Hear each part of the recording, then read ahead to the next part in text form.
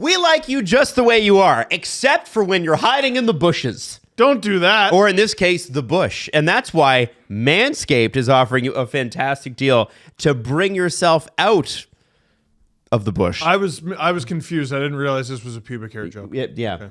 Well, it doesn't have to be. It could be a shoulder hair joke. Oh. It could be a facial hair joke. Nose hair joke. Man, so I woke up yesterday morning and my wife looked at me. I made her a coffee and then she looked at me. She was like, you got an errant nose hair. And I said, you have bad eyes. How do you see it from there? And she's like, that's how errant it is. That's one hell of a way to thank a guy for making a coffee. I know, right? I know. Natalie? Ungrateful. But you'll be grateful with Manscaped. And here's what you need to do. They've got something called the Beard and Balls Bundle to help you kickstart the year right out of the gate. Say goodbye to the winter beard or just shape it up with the Beard Hedger, which Jesse uses. Right, Jess? We are not too far away from this being a perfect Valentine's Day gift. Oh. For whoever you love in your life that needs to be manscaped, I think this is a perfect gift. Perfect because it's thoughtful, but perfect because it also hints, take care of yourself down there, right? You know? The Lawnmower 5.0 Ultra Package, you should check it out. Do not leave the first month of 2025 without a Manscaped bundle. Don't! Okay? All right? 20% off and free shipping. Join over 11 million men worldwide who trust Manscaped. Use the promo code DANGLE for 20% off and free shipping. Again, it's DANGLE. How perfect is that? DANGLE. 20% off and free shipping at manscaped.com. Let's start the show. Balls.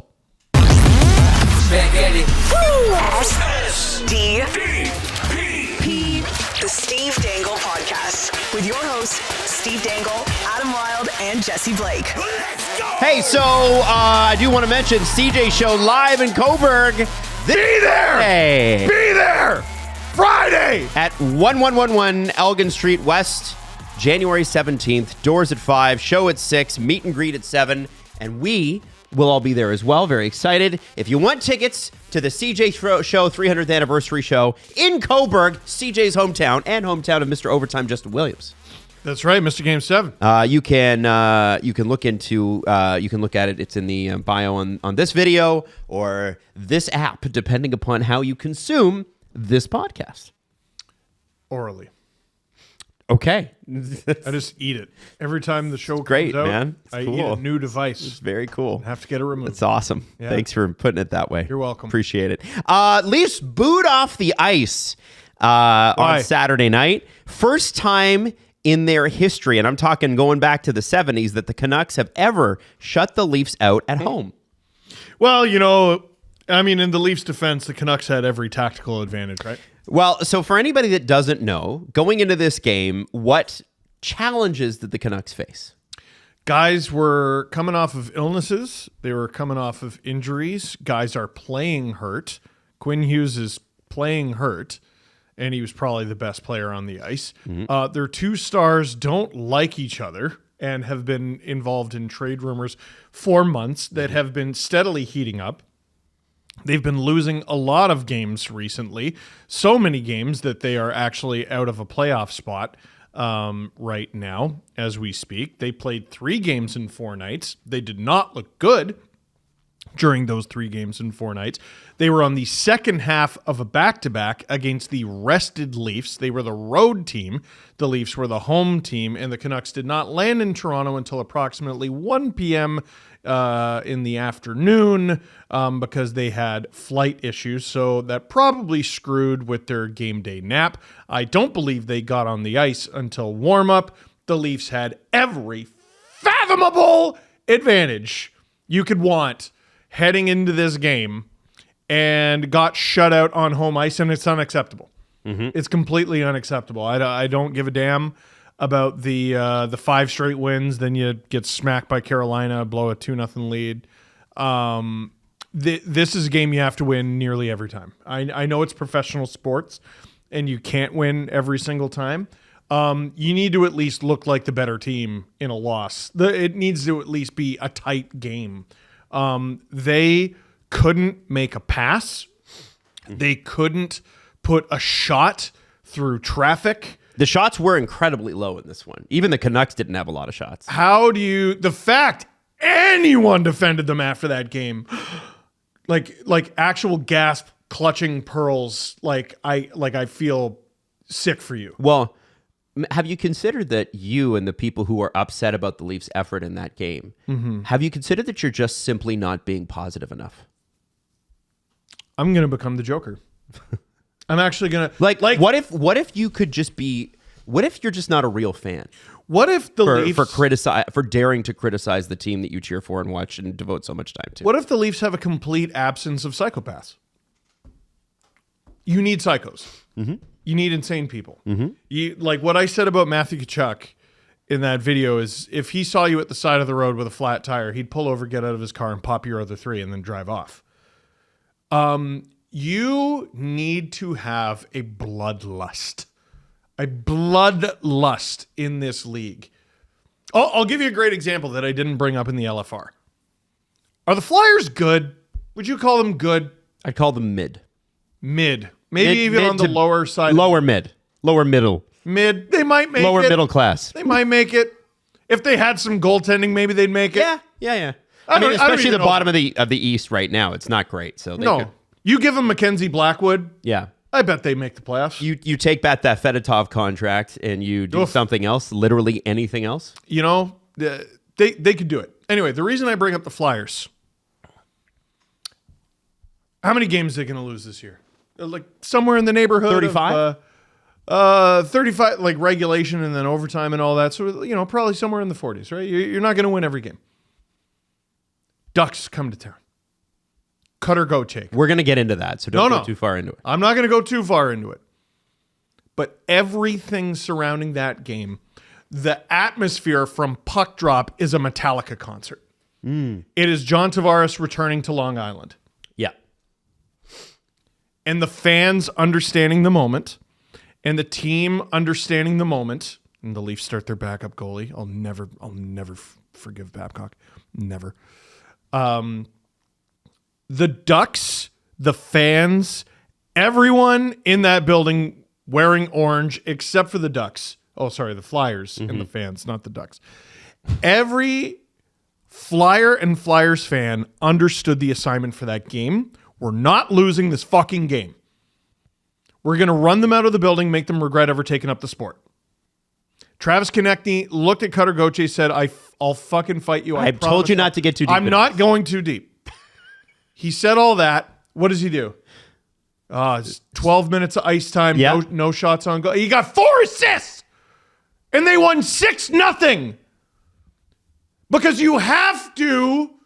A love of blood needs to be part of your palate. If you are going to be successful, if you are going to be relevant, if you are going to be worth watching in this league, the Leafs don't have it.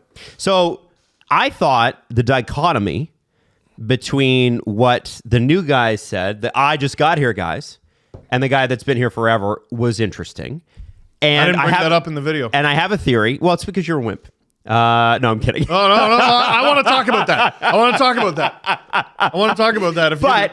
But, and Jesse, you were at these scrums. We're going to play the Mitch Marner thing in a second, but the Tanev quote that made the rounds was not good enough. They outworked us. That's why they won. Berube said a bunch of things, but he also said we need more life and energy, which I think we can all agree with, right? Yeah. These are things that were said. Yes. And listen, to satisfy me and my bloodlust, Matthews, Marner, Riley, and Tanev all came out and talked. So those are leaders on the team. That's great. That's fantastic. Good. Now, the thing that bothered people was the quote in text from Mitch Marner. We have the video. And everybody has the video too. Like everybody has the video. You have access. This is just on YouTube. No, it's exclusive we have to us. obtained. It's only our video, Jesse. We only got us. CCTV footage. You can't watch this. You're not special enough, except for with us. No, this is on the Leafs YouTube channel, but it's the first minute of the scrum. That is all we need. Press play, please. We good? Okay. All right. Mitch, what made it hard to generate offense tonight? They did a good job around their net. Didn't create many opportunities. Power play's got to be way better. Create more offense for our team. What was missing on the power play tonight? Christmas. We weren't just making easy plays. They're breaking them up. We got to do a better job getting pucks around that net. That's how we score the last game. So just got to do a better job of finding lanes to get pucks to net and bodies there. How would you judge the effort level tonight on your guys' part? I liked it. I mean, I thought we played well. I really did. I think just last couple of games we've been giving up plays to teams that aren't missing on them. So, I thought we were a good 5-man tight in our zone. I thought we went to the neutral zone as a unit. I think when we didn't do that, that's when breakdowns happened, and they had a lot of offense off it, and that's something that we talked about that we need to be better at, and we'll look at it going forward and fix it. So that's it. So you know what? Most of what he said there is true. I think they played a somewhat good defensive game, right? Mm-hmm. They did go to the neutral zone together, right? Which is something that this team many times last year did not. Mm-hmm. But the thing that sticks out, obviously to you and obviously to everybody, and Jesse, I'm going to go to you first on this because I know Steve is ready to jump on it. But I want to go to Jesse on this because you were there. Yeah. Now, what was your reaction hearing that with a microphone in his face? Yeah, no, it's interesting because last Friday, last Wednesday, when we did like half an hour on like, hey, we got credentials now, how does that feel, and all that stuff, and I talked about, I'm there now and I'm standing next to these guys, so there's like you feel the energy. It's different watching something through the screen and you're around them, so you get a perspective there. And with Mitch Marner at the beginning there, you see where he says we're good. Is because he was staying there for a little bit as they let in the reporters into the locker room a little late. So he's standing there with the cameras while we're waiting for everybody to get there and then start asking him questions. And you could sense that he doesn't take losing well, because on nights when they're having fun and they win the game and Mitch has a good night, there's a bubbly energy to him. He's sometimes singing a tune on his way to the scrum or out of it, and he's having fun with all the guys there, and you can see it in the locker room. And then on nights like this, you get answers that you know that he's not satisfied with having to be there right now. You know that he's being a little impatient because he's not happy. And at times, I just don't know if he takes losing well. And I think you can sense that there, and you can definitely just feel it in his demeanor after losses when it's clear that the Leafs got outplayed. It's very shutdowny. It's very, I'm just here so I don't get fined.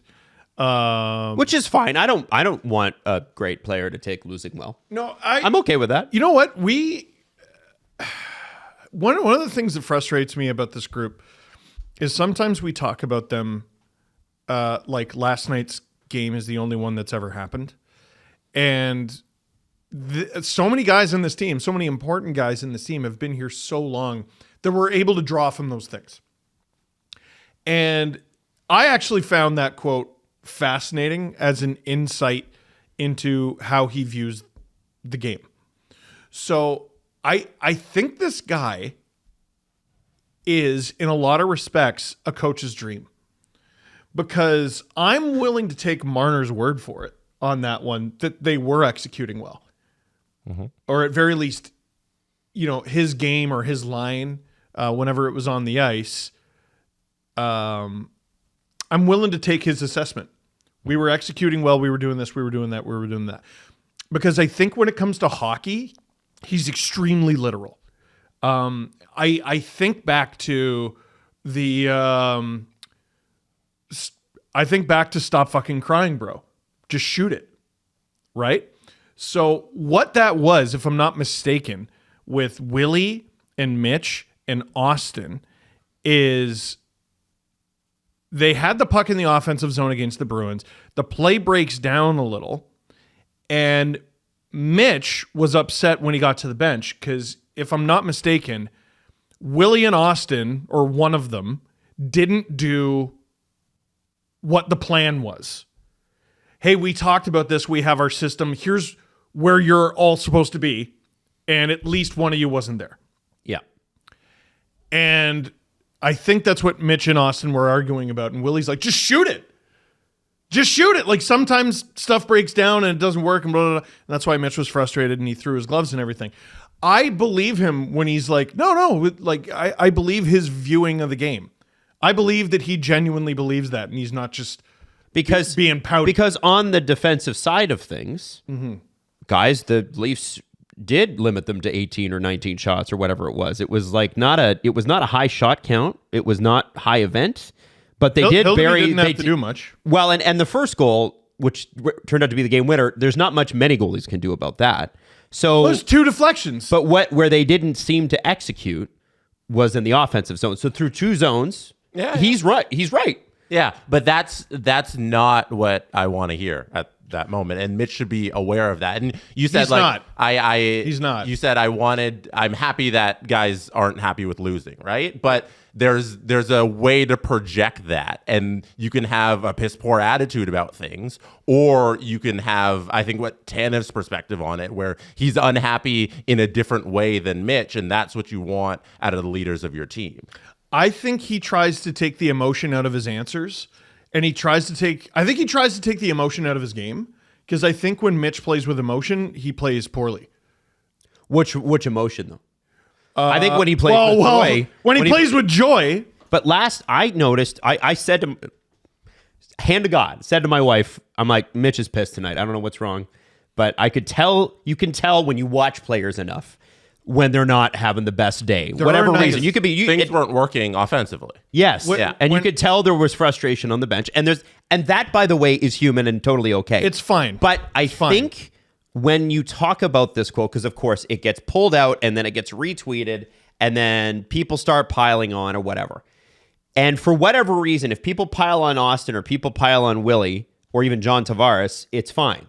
When it's Mitch Marner, it's, well, the person piling on him is probably a bad person. I don't know where it came from with that, but I think Jesse and Steve in different ways are making a similar point, which is you got to know your intended audience here is not going to want to hear that.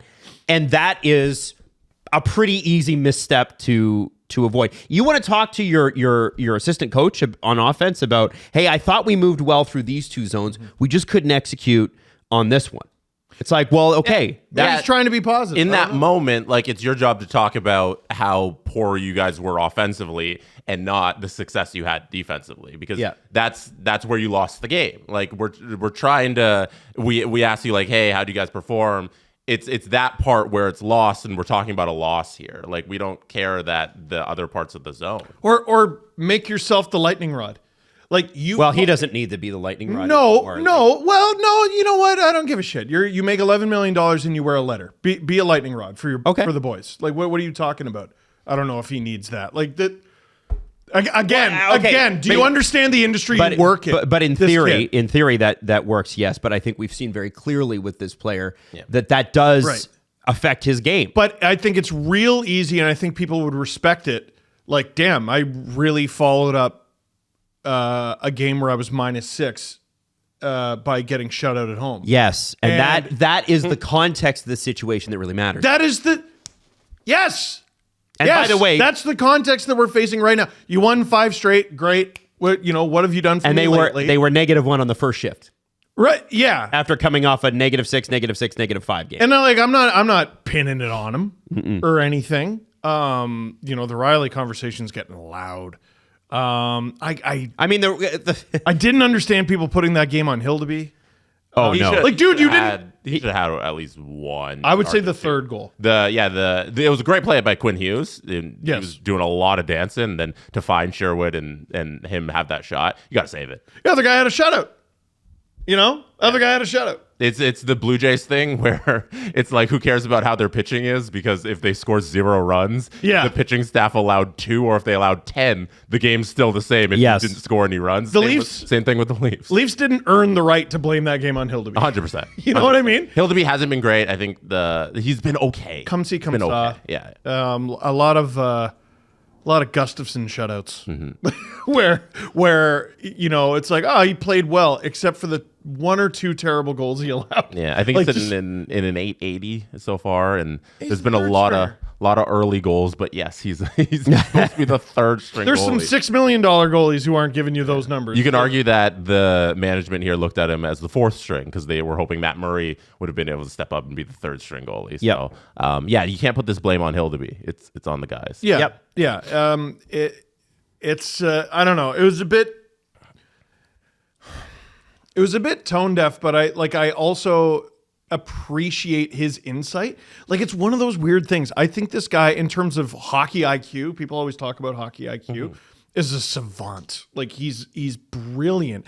And I think we're getting a glimpse into his brilliant mind with that clip. But in terms of I don't want to say emotional intelligence because that seems harsh. That's not really what I'm looking for. He's definitely not reading the room, though. Yeah. He's not reading the room at all. Does that make, and this is where I want to bring it, does that make a couple of, let's say it, bad losses feel a little bit worse, right? Like the thing about the thing that I always respected about Matt Sundin or even like Lou Lamoriello or some of these guys that are perfect for dealing with the media, even Willie's good at it too, which is I'm going to say a bunch of sentences and nothing's going to mean anything. And I think, we ask for players to be honest. And I think being honest, as with anything in media or social media, requires some talent and some tricks. You can't be 100% honest. You can't pull people behind the curtain when their emotions are at their height. Now, it's a skill. Now, I feel like that unfairly put a lot of stuff onto Mitch during that game. Yes. One of the things that I saw, and I wanted to know what you guys thought about team, this. Man. Well, it's the whole team, but I look at the first line, and Matthew Nyes has 2 games. Games where he's dominant and games where he's completely fucking invisible. And I need Matthew Nyes. If Matthew Nyes' agent was in Darren Drager's ear at the beginning of the season. And unironically, Drager said the Leafs cannot afford to put him on an 8-year contract. Can't afford it. It'll be too much. They don't have the cap room. He said that on TSN. And Matthew Nyes at the beginning of the season was a monster. Absolute monster. He was. And we were talking about it's like, it's got and Dregs was like, it's got to be a bridge deal. They're not going to be able to afford the longer term one. It's just too much money, whatever. And I look at it now and I go, I don't think so. Here's what I want Matthew Nyes to avoid. Okay. Let me finish this and then and Leaf fans are not going to like this. But this is what we look at, okay? So I'm going to give you a guy that's not going to make you happy. Josh Anderson. You've got to avoid being Josh Anderson. Or signing him.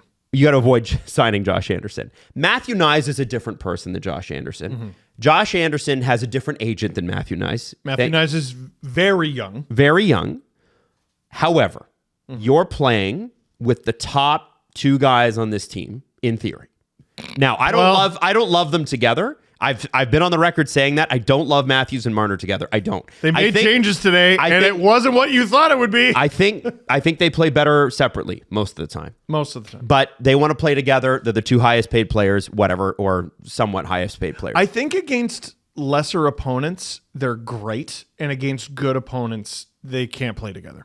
Matthew Nyes' next step has got to be consistency. On a game like that against Vancouver, I think it's great that Max Pacioretty can go in and lay somebody out. Yeah. Max Pacioretty's like 36. And not in the lineup on Tuesday. And not in the lineup probably tomorrow. Matthew Nyes, who has been now downgraded, and we'll talk about this a little bit later, to the second line with Tavares and Nylander. He was really bad against Carolina. He was really sloppy against Vancouver. Dude, I understand that there is it takes a bit to adjust from the NCAA schedule to the NHL schedule. Last year and this year. It's going to take time. I get it. But if you're going to play in that role, you need to be in that role all the time. And Berube got on him about that, came out publicly, talked about it. Nyes had a stellar couple of games and then has gone back to where he was. And this is part of growth. Yes. This is part of being young. But that's a game where if Matthew Nyes had turned it on, he could have turned the game. He's got that kind of potential, and that's why I want to see that from him. That's the word, though, potential. Like, at the end of the day, they don't have anyone. They don't have anyone on the left side. I think what you're complaining about more is roster construction. Because Matthew Nyes, that's what it comes down to, because Matthew Nyes is 22 years old. Yes. Matthew Nyes has equaled his goal total. I think he's surpassed it now, because he had 15 goals last year. Yep. He's got 16 already this season. He's a great young player who is growing into his role. But because of the way the team has been constructed over the last decade, they've had to play this 22-year-old who's in his second full season in the NHL at first line left wing. And that's Jesse, not his fault. Why is the roster constructed that way? They spending too much in net? You don't have to do. Well, the we know. whole, We know. You don't have to do the whole show to get to the point of. We know. They have Matthews, Martin, And they've Nylander rebuilt the defense signed and are up. spending more money back there, right? That's why Bertuzzi couldn't stick around, right? So they took that money, they put it back That there. comes with consequences. Hey, Now you can't score a goal. They still played him on the first line last year, too, until they didn't, and Bertuzzi and Domi did a great job. He didn't play that much on the first line. He did a bit.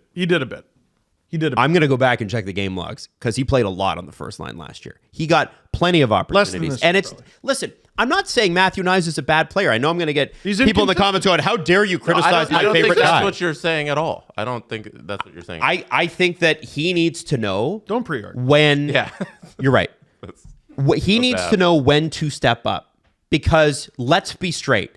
Because of the roster construction, we know that even though they've got 4 guys under contract that make that kind of money, there are going to be nights where all 4 of them have a night off or have a night where they're not at their best or have a night where they're injured. I think that's a problem. I think that's a big problem if you look at this team and you say, hey, 22-year-old who's in his second year of full season, you better step up because the guys we're paying all this money might have a night off. He's got to be. That's the opportunity. That's the GM's problem, not the player. But if he wants his agent to go talking to guys to insiders and spouting off about how the Leafs could never afford him on an 8-year contract, step up and play that way. And he's not. Here's that's a great where idea. listen, if that hadn't happened earlier this year, I made note of that.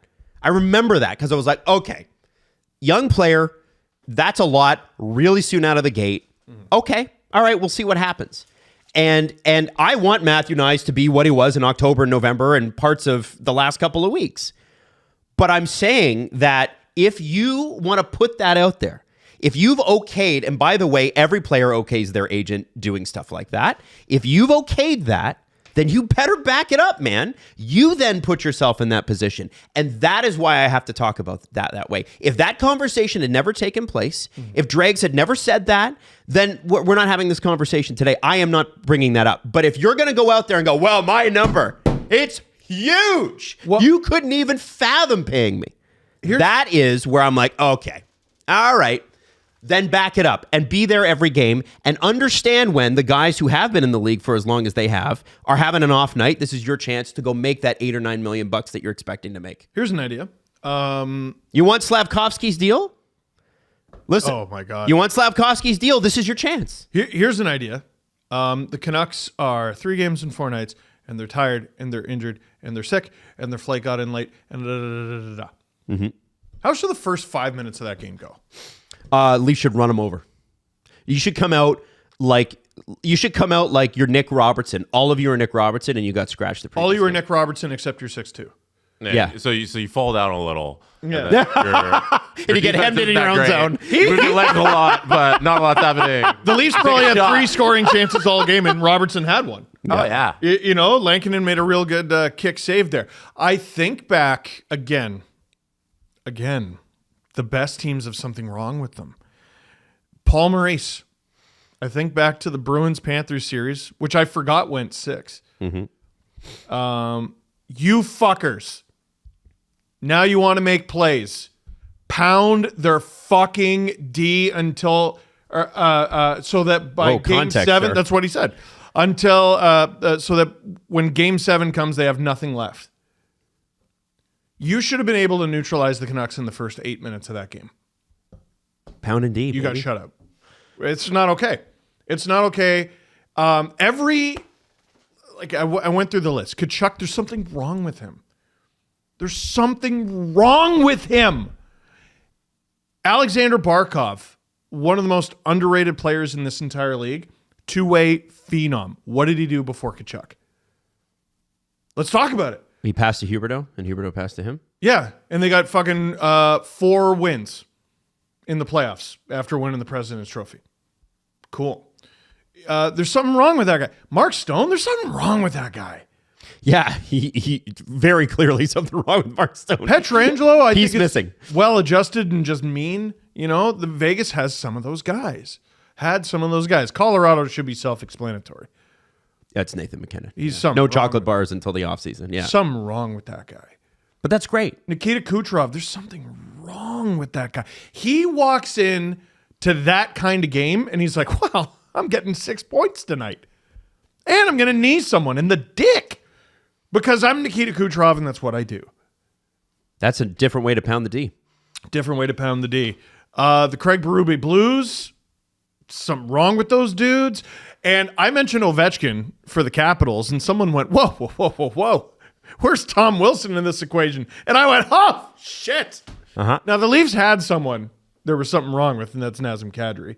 One, he kept getting suspended, so the thing that was wrong with him is he's not playing. But two, like, I'm talking your stars. Yep. Your super duper stars. Kadri was a star for the Leafs, but not in the same way that Kachuk is for the Panthers and Stone. And you see what I'm going through. I don't think those guys are so easy to acquire. No, no but kidding. I agree with you. I feel like those, you're talking about the top players in the game. There's like 8 of them. Panthers traded for Kachuk.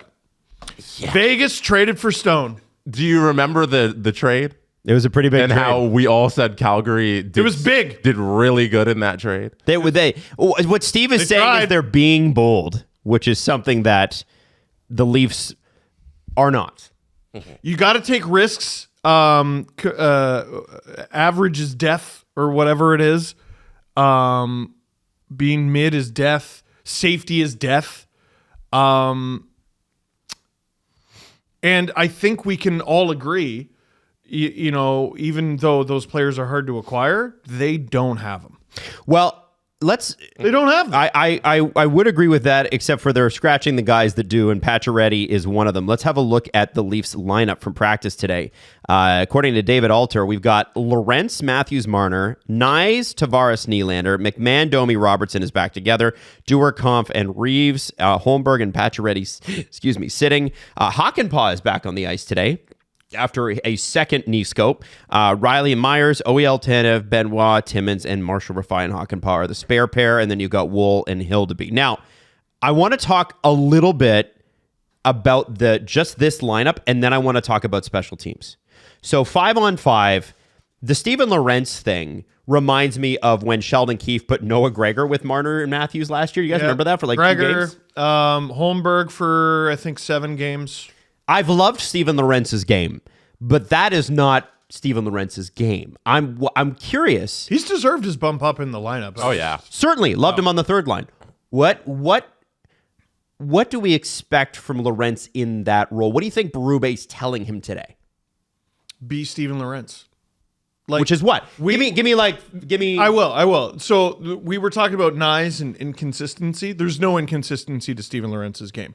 The trade-off is you don't get nearly the same kind of high-end talent, nearly the same kind of offensive production.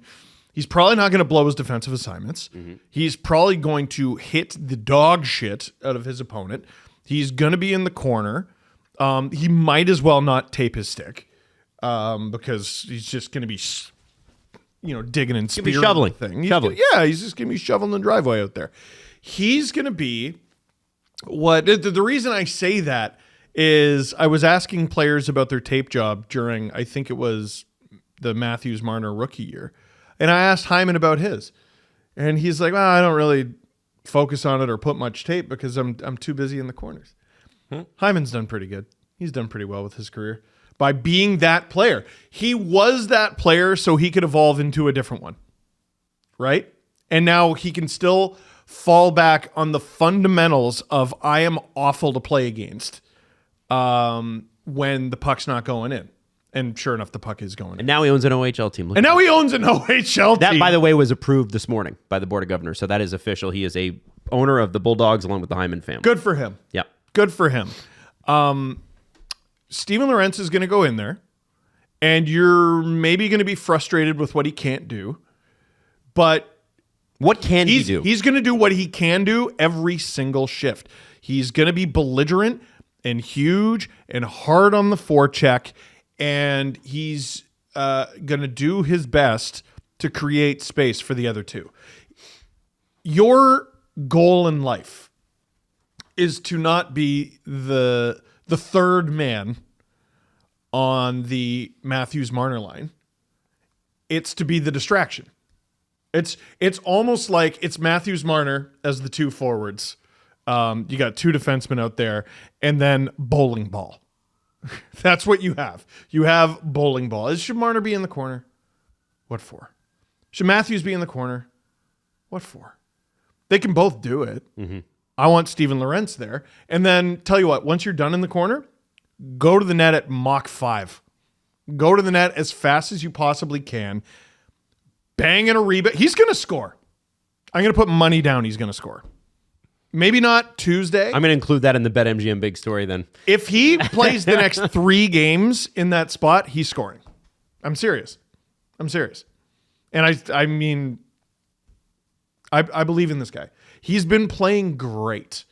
The difference is like, I have no idea what his ice time is going to be because what even is his career high in ice time? Yeah, so you asked me that question before we got started when you saw the lines, and Steven Lorentz's career high in ice time is 21:40. Holy shit! That's a lot. Calgary Flames on April 12th, 2023 played the San Jose Sharks. Because he was a Shark.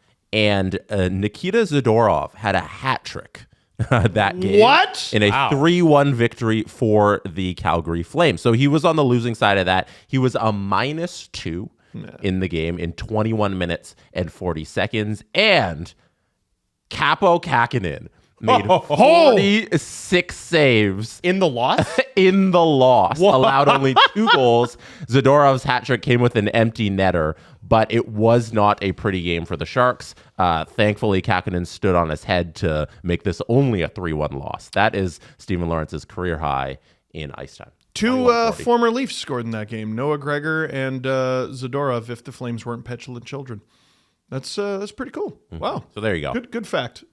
Yeah, so do you take anything from that? I don't know why. You were very interested in his career high in ice time. I thought that was fun, though. Well, I mean, these guys are professional athletes. Like, most of them, I think, can play a 20-minute game. Yeah. Even if they haven't in recent memory. I mean, it's funny. Like, wait, is the Stars game at home or on the road? Home tomorrow. Okay, so that makes a lot more sense then. Because I believe the Leafs are at home for the next few games. And it's easier to protect that line. It's easier to put them in positions to succeed.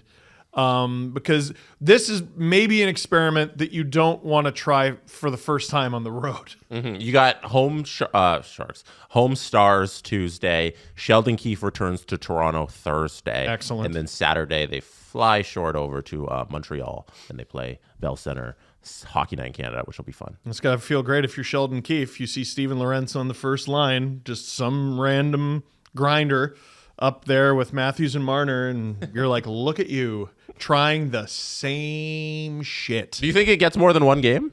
Yeah. Yeah, I okay. do. All right. Do you think it makes it to the weekend, Jesse? No. No. I think this is a one-game thing. Steven Now, Lorentz, why is Steven Lorentz is going to be a top-line left winger longer than William Nylander was a center at any point in his career. He's doing one game, so that's surpassing Willie at center. Damn, that's a crazy standard. Hey, Because Willie was, they never did. but Hey, why? But why? no Willie at center. Sheldon Keefe. Hey, look at you doing the same shit. So if Nyes is moving to the second line, which is not much of a downgrade, Tavares and Nylander are pretty good. What do they expect from him there? Why are they pulling him? Why are they breaking this lineup other than the fact that they were like minus 80 freaking million over the last 2 games? What is the Nyes expectation on the second line? I think they're doing the wrong. I think Berube is doing the wrong thing here in moving Nyes and leaving Matthews and Marner. Like we saw Pacioretty, Nylander, and Tavares have a good 2-3 weeks. They really had a were run great together, and then they got stale, and then it wasn't working again. But I don't know why you would take Pacioretty out and not try that again because it did work. Because Reeves has got to play. It doesn't help. It doesn't help that William Nylander looks like expensive Daniel Sprong. Yeah, he's Right not, now, he's not shooting the puck, first of all. No. It's not great. And if he's not shooting, he's not scoring. There's a lot of nothing from Willie right now, which isn't great. He had those 3 breakaways against Carolina, which is just a ridiculous sentence. What's he done? Mm-hmm. Name even a good shift he's had since. 3 breakaways. Yeah, no. So since those, No.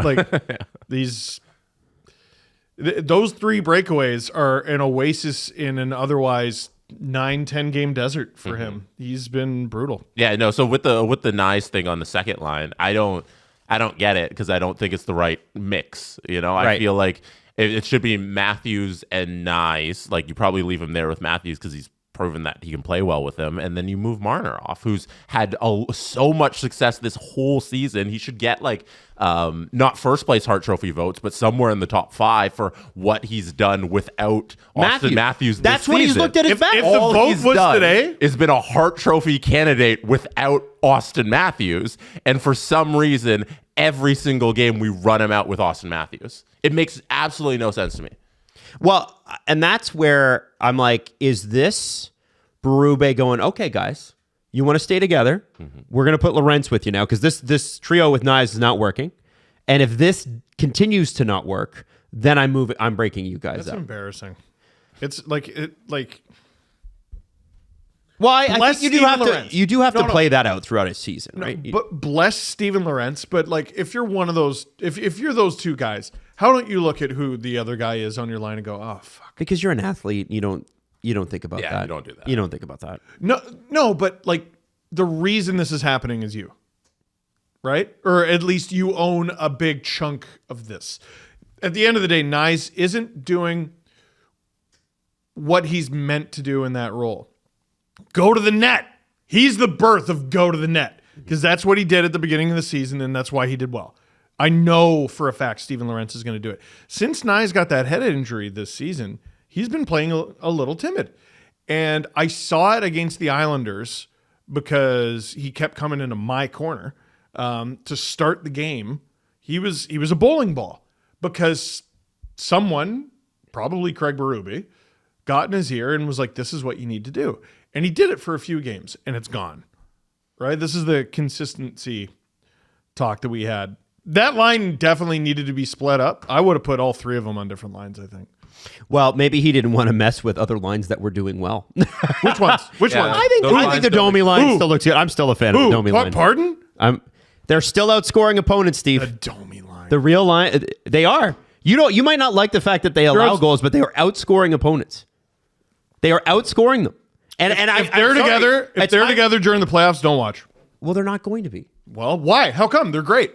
Because you know that they're not going to be together. You know that why? Why? They're good. They are good. Max Domi had 2 good shifts on Saturday. Yeah, he's not played great. He wasn't I get good that at all. He had 2 good. Like, I don't think that he's done anything to warrant keeping a line together.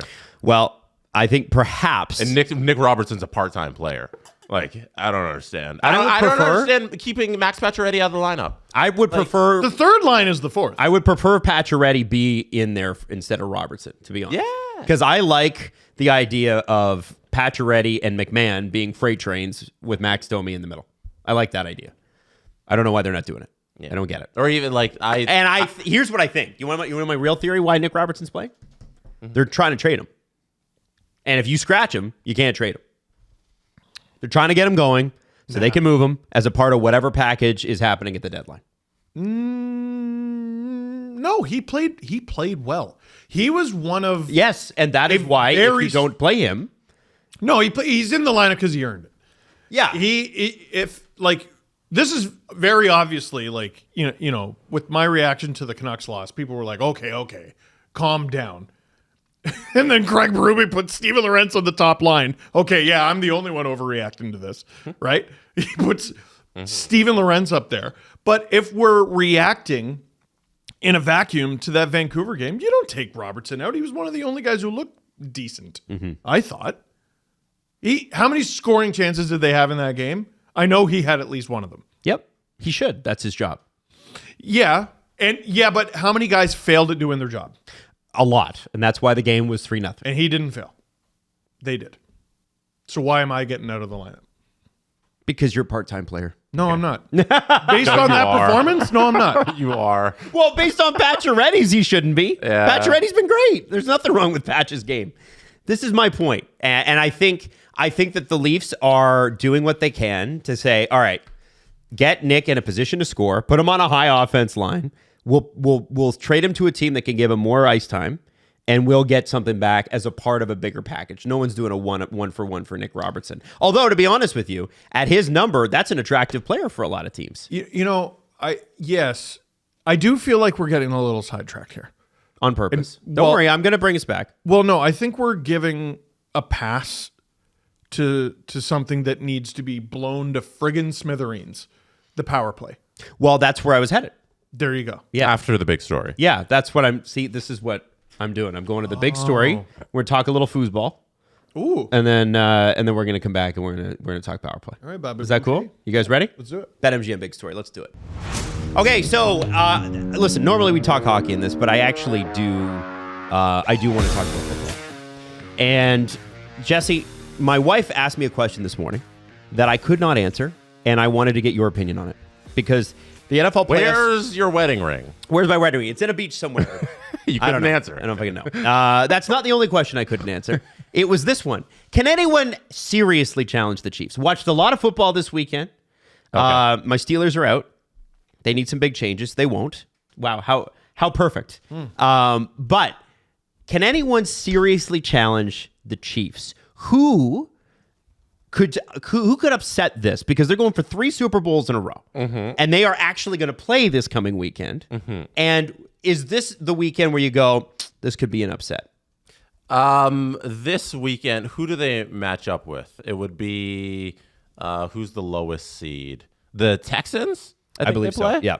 Yeah, so it'd be the Texans. I don't think it's this weekend at all. Okay. But it's the Texans because they were the low seed. You're coming off of a weekend where Lamar looked amazing and they've just been playing hard. And then you got the Lions. If they meet them in the Super Bowl, the Lions we're going hard every single game, no matter what, because that's what Dan Campbell's gonna get out of us each week. So I don't know. I think there's the Chiefs are definitely gettable this year in a way they weren't last year by an overachieving 49ers team. Now, Steve selected Josh Allen in 2 years ago. 2 years ago to bother Drew in just specifically for that. I picked the wrong year. Because he's an MVP this year, right? He had a great game. They'll probably lose to Lamar, but Do you think so? That was going to be my question. Do you think the Bills lose to the Ravens?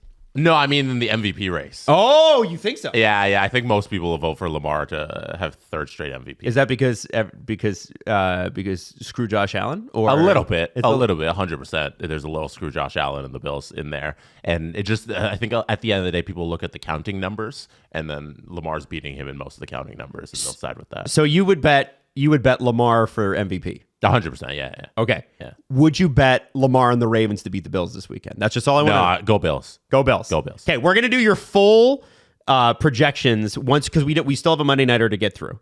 Yeah. But I want your full predictions on predictions on Wednesday's show. Okay. But I wanted to talk about that today because I think people are already starting to look forward to next week. Okay. And it's kind of important and big, and I wanted to ask you. The rest of it, I'll leave the Commanders and Lions and the Eagles. We don't even know who they're playing yet, so I'm going to leave that. Yeah. But I definitely wanted to know that stuff. Okay. We'll do it on Wednesday. Steve, how much more do you think that you know about football this year than you did previously? Well, the Ravens wear purple. And, I know more names than I did. Okay. And I'm getting better at positions. I just have to say this. I'm really sad because Baker Mayfield was my quarterback this year. I love Baker Mayfield. I think too. He's one of the best competitors we have in like pro sports as a whole. Yeah. Like the dude's out there trying. That's what you want out of your favorite player in any sport. I love him. Yeah. I love him. I love that Bucs offense. It's a bummer they gave that game away last night. Yeah, But that's what happens. It was on them. Hey, you didn't talk about your Steelers. What's there to They're a talk disaster. about? They lost like six, It was 7 5 straight to end the season. Yeah, I'm like what pretty are we sure. talking about here? And- So here's what, And they got blown out. and they're preserving their head coach's playoff streak, and his playoff streak is a bunch of losses. Yeah. They haven't won a playoff game since 2017, Yeah. and I love. And he's been in the playoffs every single year. It's probably time to move on, man. Seems bad, right? Yeah. You know what, Steve? If it were me and I hadn't won a playoff round in 5 or 6 years, I might make some changes too. At least the Leafs changed their head coach. No, the you know Steelers what? won't even do that. They might do it next year, though. Cap's going. Would you fire Mike Tomlin? It's so hard because can you convince that Mike Tomlin to go, okay, we're going to rebuild for a couple years? Because this class of QBs coming up is apparently not as great as the next year. Yes. Yeah. So- this year is very low. Can you bottom out a little bit? Let Pickens go. I think that's Najee Harris is probably going to go. Yeah. Yeah, and then just Jeez. be bad. George Pickens is a cancer to the team. Yeah, be bad. Get Justin Fields a bunch of field time, like a bunch of on-field time, and be bad next year, and draft well for the next couple of years, and then bring it back. But you leave Mike Tomlin. Can you convince? Because I don't want to. I love Mike, Right. but it might be time for a coaching change. I just don't know who. So anyway, Steve, how like the Leafs is this for you? Okay. I'm asking a team that regularly makes the playoffs to be bold and get rid of some star players and their head coach. Got it. Got it. The Steelers have won a Super Bowl in our lifetimes, yes? They have twice. Okay. Fuck you for making that comparison. All right. Let's wrap it up. It's BetMGM Big Story brought to you by BetMGM. BetMGM.com/dangle for terms and conditions. Now, we talked about pounding D earlier. Let's talk about your PP. Your PP1, okay?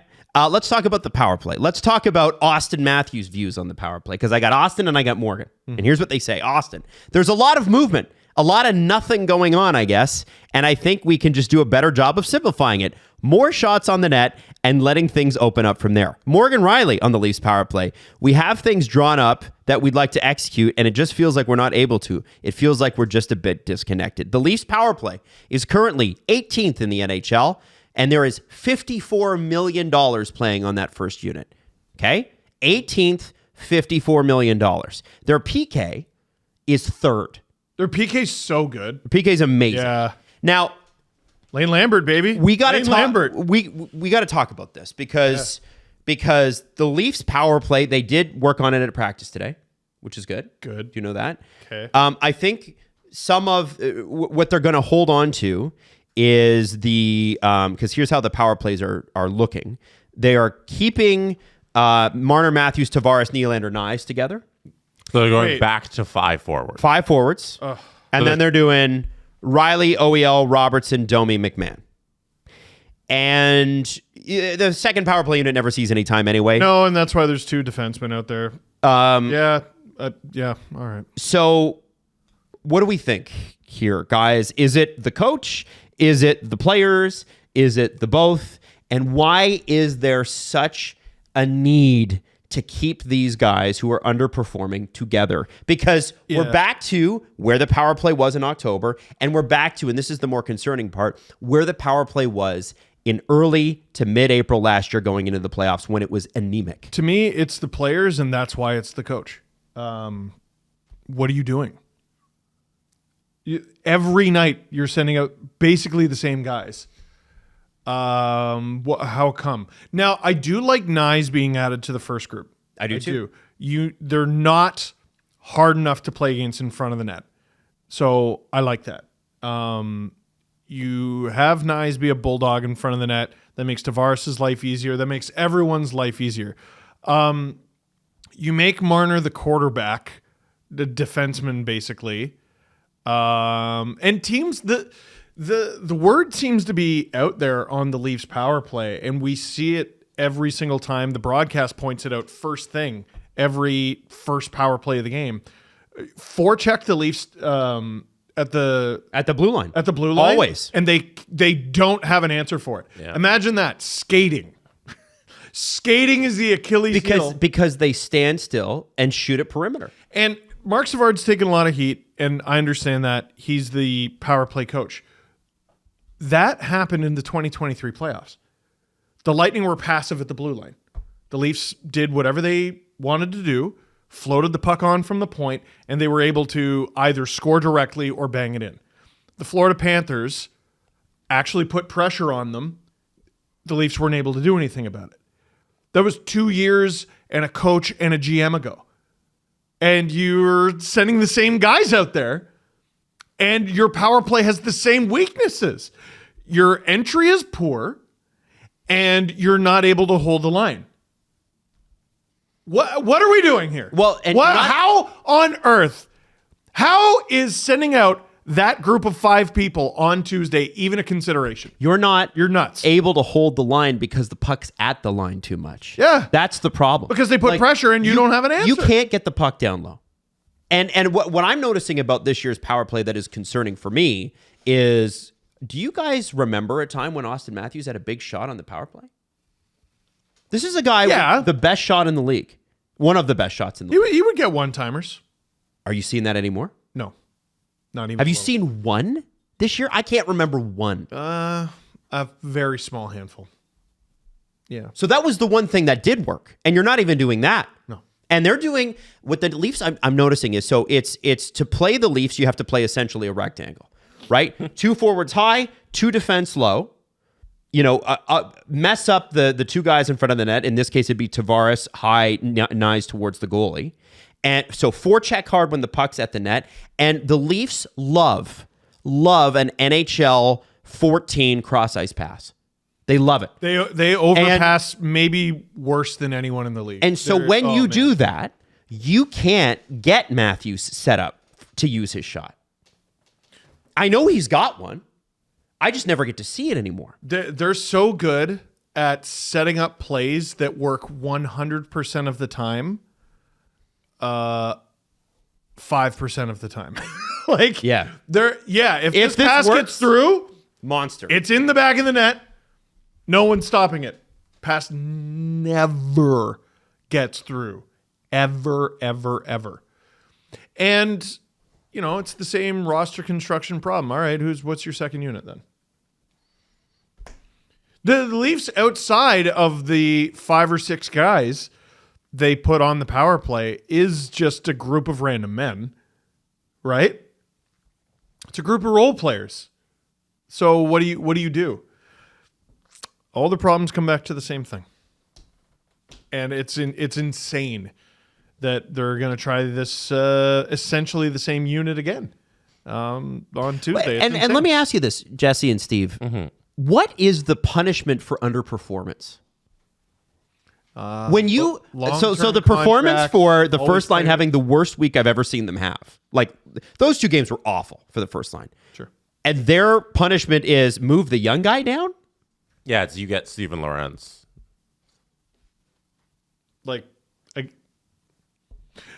Listen, Craig Berube's got a bit of shine because they are first in the division. I think we like how the team's playing. This is mystifying. Yeah, the line combinations, I think we went over. They're not, I don't agree with them and what he's doing. But with the power play, Jonas Siegel was writing today about the lack of shots that the power play generates. I think it's clear to everybody who watches the game, they don't get enough shots towards the net. They're 21st in generating on shots on the power play in the league, which isn't acceptable when you have all of oh my God, that's outrageous. That's bad. And they get blocked and miss a lot. They get blocked a ton. But they should have the most shots in the league because they usually spend the full 2 minutes. Right. But the thing that stood out to me the most was William Nylander, especially in his shots on the power play. And I don't know whether it's on him or the way they are trying to play, but he has, in his last 20 games, 5 shots on goal on the power play. That's absurd. That's Mitch Marner is ahead of William Nylander in shots on the power play in the last 20 games. That's unacceptable. He's the team leading goal scorer. That is unacceptable. And this team, I don't know what their reluctance is to just throw things at the net. Just be a volume shooting team, because consistently year after year after year, they're passing to try and get the perfect shot, or they're passing back to try and get the perfect entry. And we've seen that not work time and time again. And William Nylander seems like the guy to be yelling at everybody else to just shoot the fucking puck. And he's the one getting the least amount of shots. They're timid. I think they dread getting a power play. Oh yeah, absolutely. And if you dread it, then take a break. They dread it. And here's the thing. Yeah, okay, said NHL officials, never calling a penalty. But you take a shot on net. What happens? You might get the rebound. What's more likely to happen? They clear it. And then what do you got to do? You got to go get it, and you got to do the entry again. Do you have confidence in your entry if you're the Leafs? The Leafs have zero confidence in their entry, and you see it. Yeah, because they shouldn't, because they suck. Yeah. No, it's everything. They're back to the back pass at the blue line. When they dumped and chased, it went better. No, here are the Leafs' 2 best strategies. Enter exactly on the wall, which teams will grudgingly give you. They're like, all right, well, if you're going to get in, we're going to let you do it along the wall. Or my favorite is when Willie goes, fuck you guys, I'll do it. And it's usually him. And he just goes the whole length of the ice and he does 4 moves. And sometimes he gets stuffed and it looks stupid and he goes to the bench in a huff. Other times you're like, God, I love this guy. And it works. Listen, I would love to offer some sort of solution. Like I got one. What? What have the Caps done for 20 years with Ovechkin? Put him in the boom boom spot. Sat his ass at the fucking hash marks and said, let's get Alex the puck. And you just have Matthews there as a cannon. Just have him as a cannon. Okay. And it's crazy. You know what's crazy? Ovi keeps scoring on the power play. It's so crazy. It's the same strategy. We talk about the Leafs with the same strategy as though this needs to be a Galaxy brain thing. Guys, these guys have been playing power plays since they were 3 years old. Okay? They know how to play a power play any way that you draw it up. Put Matthews in that shot. The only 2 people that should be taking outside shots on this team right now are Matthews and Willie. And the guys that should be leading the team in power play goals are Nyes and Tavares. You get shots from either of those 2. Willie a little higher on the end on the other board, Matthews by the hash marks, and you get Tavares and Nyes as many rebounds as you possibly can, and they just bury them. Like what? Does nobody remember what JVR used to do here? Teach Nyes to tip a puck or 2. Remember? No. He can do that. Well, okay, then tip it like JVR was the best. He can't do it on the second unit. Okay, but.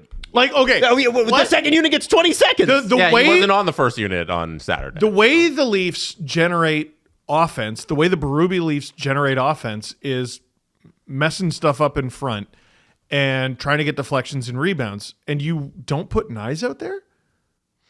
Yeah, you get what you deserve. Like, who's better on this team at doing that than him? No, Matthew Knight's probably one. He's the best. List, yeah. He's the best.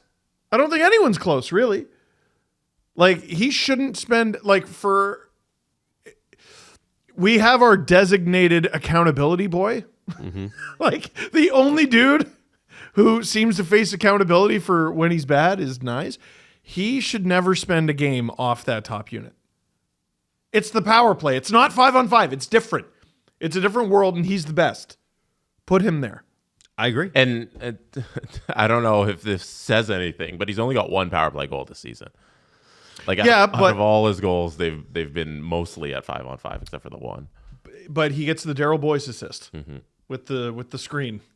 With the power play entry stuff, I watch sometimes on TikTok hockey strategy videos, and they'll like pull stuff from the NHL, and they'll show like what's working with teams. And one thing that I've seen a number of times with the power play is teams doing fake drop passes and taking the power play into the zone off of the rush, off of the lead guy. Ooh, I like that. So I think it's the Florida Panthers who are really effective at this, because teams now defensively, when they're on the PK, they sit at the line like how they do against the Leafs every single time, and they just know that the back pass is coming, so they can just sit there and anticipate it. So what some really smart players across the league are doing is they just rush past those guys who are sitting stationary at the line waiting for the back pass to happen. So let's say it's Riley who probably shouldn't be in that position taking up the puck. So probably Mitch Marner. Let's say it's Mitch Marner taking the puck into the zone.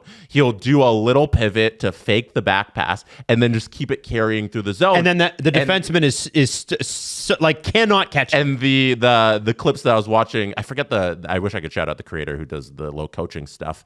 They were showing consistently how the 2 defensemen sitting there are lame ducks because they're anticipating the back pass, and the guy who's leading the entry into the zone can just walk through, and then you get a chance, first of all, off of the rush on the power play, and that usually leads to then you set up your power play as well if that's not a goal for right away. So I feel like the Leafs, the way they play their power play is timid and scared.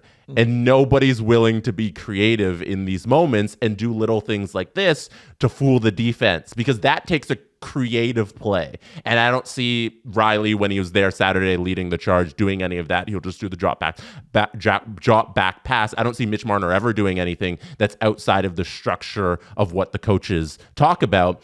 And there just needs to be some creativity and not timidness on this power play. Which goes back to what we said earlier. Like Mitch he's Ron Burgundy.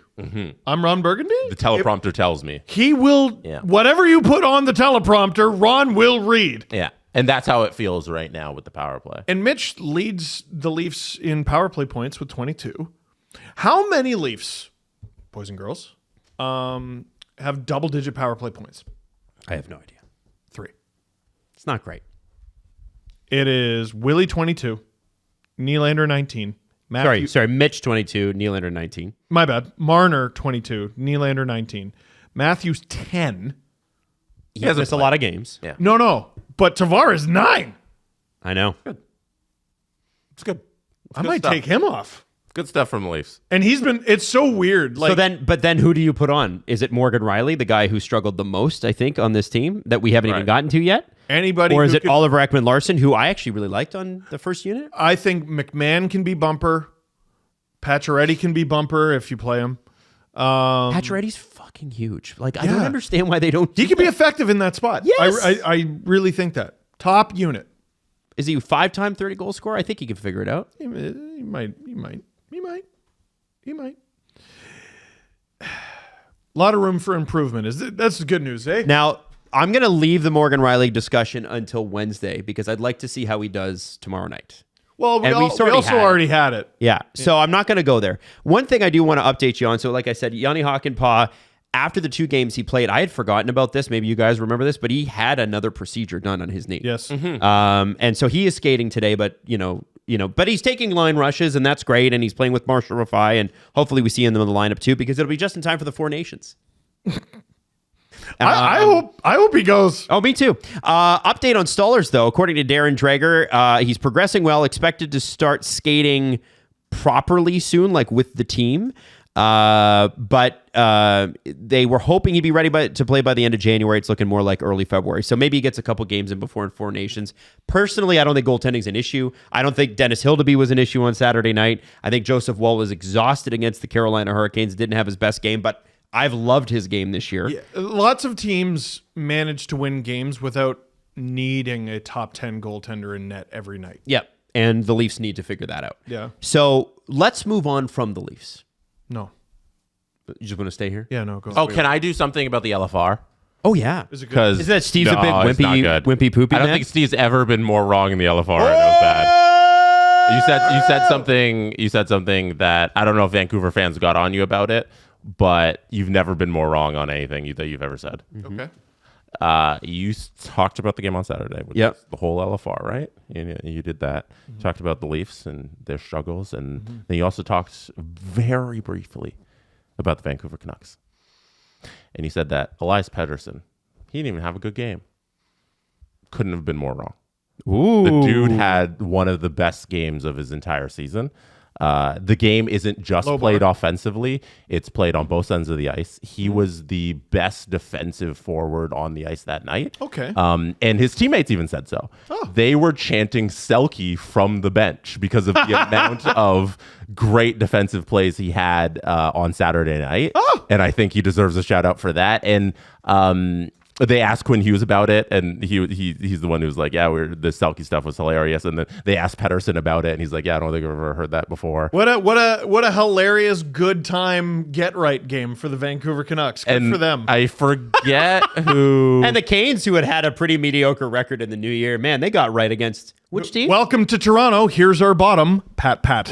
It was Thomas Drance who tweeted out, Pettersson said, first time I heard it this year about the Selke jokes from his teammates. And then there was another tweet from Grady Sass who cut together a super cut of Pettersson's defensive plays from Saturday, which was fantastic stuff. It was a little highlight reel. Well, then let me correct myself. I didn't think he had a very relevant offensive game. But he was obviously taking care of business on the other side. Yeah, it's 200-foot game, Steve. Yeah. I will say this. It's everyone looks good against an unmotivated Leafs team. That's fair. There are nights, and they just reek of it. There are nights where they play, and you're like, all right, they're going to have a good game. And there are nights where everyone gets about 2 shifts in, and you're like, they don't fucking have it. Mm-hmm. And that was one of them. Pettersson also led the team in block shots. Wow. Meh. Yeah, blocked. That's a stupid stuff.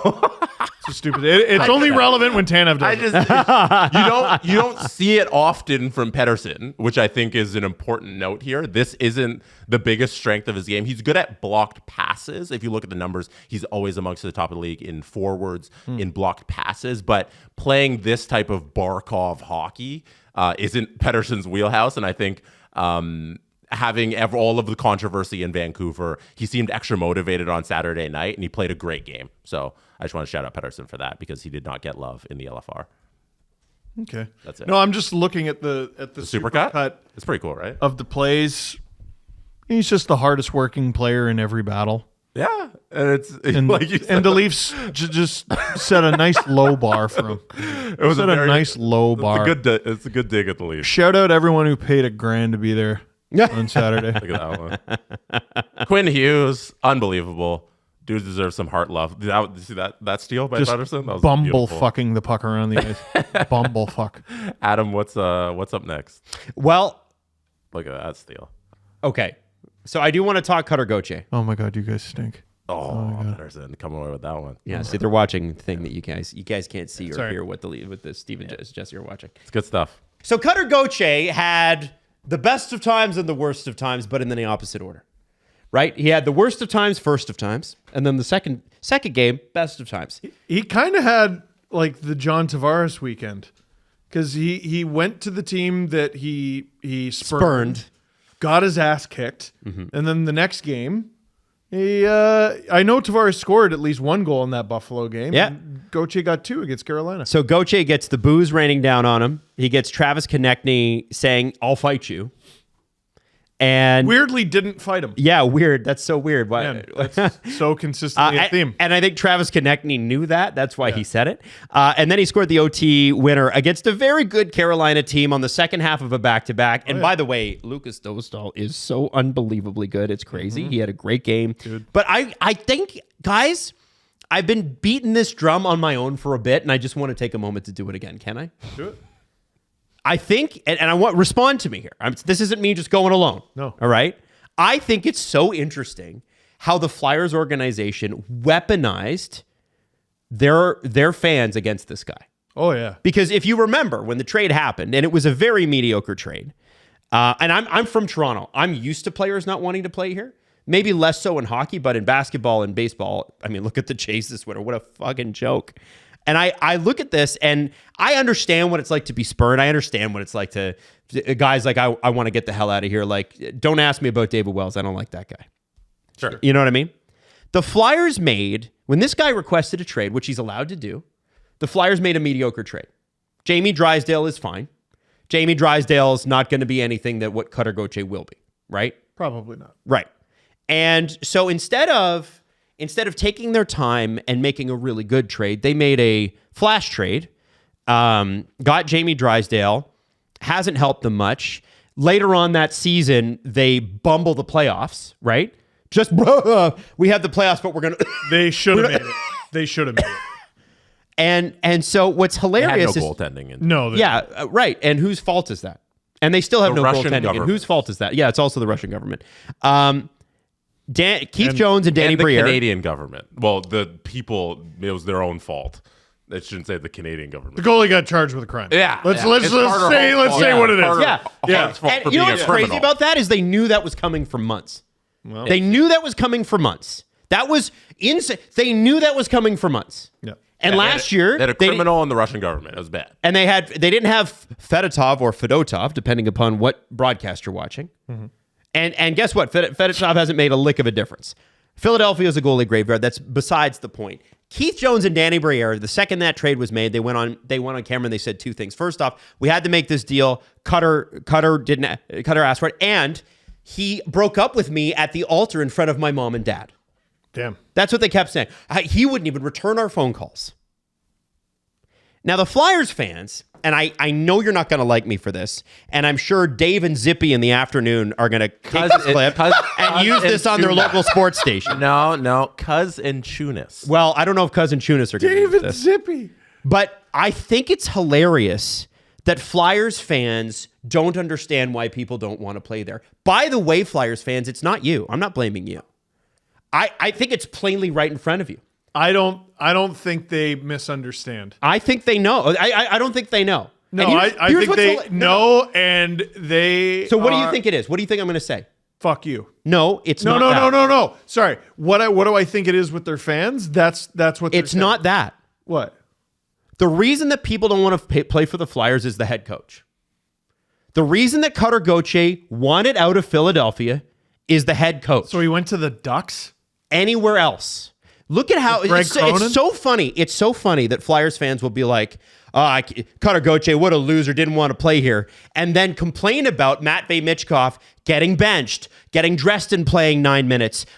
He's not on the number one power play unit, despite the fact that he's the only person within 20 points of Travis Konechny, who currently leads the team in points. By 20, which is crazy. He's got 50, Michkov's got 30, and the next closest is Owen Tippett at 26. Yeah, but and by the way, the Flyers traded Cutter Gauthier for a defenseman when their big problem was A, goaltending, and B, scoring. So they got mid-defenseman, no disrespect to Jamie Drysdale. I think he projects out to be what he is. The fourth of four in your top four. And what I find hilarious is when you go back and you look at Torts' history, no young player likes playing for this guy. And by the way, he's not done a great job developing them either. I'm going to bring you back to, he had problems with Richards. He had problems with LeCavalier. He had issues in Vancouver. He made the Sedins try to block shots. There was issues in New York with younger players. Josh Anderson, Ryan Johansson in Columbus. I mean, like, this guy has a resume of young players that he does not mix with. I think Michkov is a triumph. Michkov's his only win. And Michkov... And his most recent. And it's because of Michkov's talent. It's not because of Torts' coaching. Sorry. And listen, it's a little bit because of the coach. And I like Torts. No, you don't. I do like Torts. I do like Torts. But the reality is, guys, you ask anyone around the league, there's a lot of players that don't want to play for this guy. Cutter Gauthier is one of them. And what the Flyers organization did, which was admittedly extremely smart, was they said, listen, this is a bad trade, and it's a trade we don't have to make. But it's the best one available to us right now. We think we're going to the playoffs, which is what they did. They did think that going into to last year around the time. We think we can do it. So we're going to make this trade. It's not a great one. Probably doesn't project out long-term to be the best. But at least he's on the other side of the country. And we know that we can turn the Philadelphia faithful against him. And listen, I don't blame Flyers fans one bit for booing this guy. I get it. But I think you need to know when you're being suckered by a management group that very clearly has, they had plenty of time to prepare for Carter Hart. They had plenty of time to prepare another goalie other than Ivan Fedotov. Sign a veteran, do anything. Well, no, they got Sammy Urson and they got Kolosov also, who they managed to bring overseas. They did try things. It's just none of it has worked. Steven, Kevin Lankinen was available until after training camp. Oh, forget Kevin Lankinen. I'll give you one. Now, the timing of this doesn't quite line up because the Flyers traded Gauthier before this player became available. But it would have been great for the Flyers if the stars and planets lined up. Like, could the Flyers have topped a package of Magnus Krona, David Edstrom, and a conditional first-round pick in 2025? For what? Yaroslav Askarov. Sure. Hot. You know what's crazy? When a player asks for a trade and they're not calling you back, you don't have to trade them right away. You don't have to make a bad move. I think Jamie Drysdale is a fine player. But if you're telling me they maximized value for Jamie Drysdale, they didn't. And the way to smokescreen that was to demonize Cutter Gauthier. Yeah. That's what they did. And dude, listen, it's the open secret. There are players that all you hear about whenever this criticism is brought up is like, yeah, but this guy loves him. That's one guy. Talk to the other 100. This is not a popular coach, especially with young players. Agents actively avoid this player. That coach's team beat Cutter Gauthier's team. That coach's team beat Cutter Gauthier's team 6-0. That's great. Good for them. And the Ducks are nowhere near the Flyers. Well, that's not really true. That's actually not true at all. Yeah. The Ducks are looking better and better. Better and better, finally. Who do you think I don't know, have to have a man. better future, Ducks or Philly? In the next 3 years. Whose core do you take? And I love Travis Konecny. Oh, I take the Ducks goaltender. Starts and ends no, there. man. Like I can't help but feel like the Flyers are like a Blackwood trade away. So you're talking from being relevant You're talking, yeah. I'm talking about the next 3 years, though. They're a Blackwood trade away. Which they until won't the Flyers get that goalie. I mean, I suppose they Ducks. signed him like they had him. Mm-hmm. Fedotov had zero experience. They still signed him to that amount of money. They're paying more for him than the Leafs are paying for their tandem. Weird deal. Yeah, the Flyers can't get 890 goaltending out of anybody right now, which is disappointing because I agree with Steve. Like they're very close to being something if they could just figure out that stuff in net, which is very disappointing. Adam, do you want John Tortorella's comments post game about? I always want Tortorella's comments post game about the Cutter Gauthier game. Here it is. The building tonight, obviously, it was very loud. The crowd was really into the game. Do you think you guys fed off of that? And if so, is it good for the young guys kind of to see what this crowd can be like, if and when you guys You know what I hope we can play in front of a crowd like that about something meaningful, not the shit that whatever you guys are talking about. I hope it means something to the organization as far as winning and losing. That's when we want to see a crowd like that, not all this stuff you guys are talking about. Won't even say his name. To be that we're a team to be reckoned with in a playoff series or whatever it may be, not this shit. So I agree with Great answer. That's a great answer. I agree with John Tortorella in the sentiment that we want that to be a playoff game where everybody's showing up, it's sold out, and everybody's raucous and all that stuff. 100% agree. But I don't like how he characterizes the Cutter Gauthier narrative as a media-driven narrative and stuff we're talking about. And a couple players did that as well. Because it's not a media-driven narrative. It was said by your president, who initially told us that Cutter Gauthier didn't want to be a Flyer. And the way the team played on the ice, going at this kid and going at the entire Ducks squad, was clearly they were extra motivated by the situation that was unfolding. And everybody within the Flyers organization, from management to the players, pretended that the media created the idea that Cutter Gauthier didn't want to be a Flyer. How did we know? How did we know? How did any of us know? Steve, how did we know? I feel like when guys throw the media and they say we're inventing things. That doesn't make sense. I feel like two things can be true at once. Cutter Gauthier handled himself poorly on his way out of Philly, and the Flyers literally led a coordinated propaganda campaign against this guy. Just so you know, it's not us who's bad. It's the 19-year-old. It's the 19-year-old that we drafted 5th overall 2 years ago. That's the was enemy he here. 5th? No, he was a 5th overall pick. No, he wasn't. Yes, he was. I refuse. Yeah, the Flyers look great.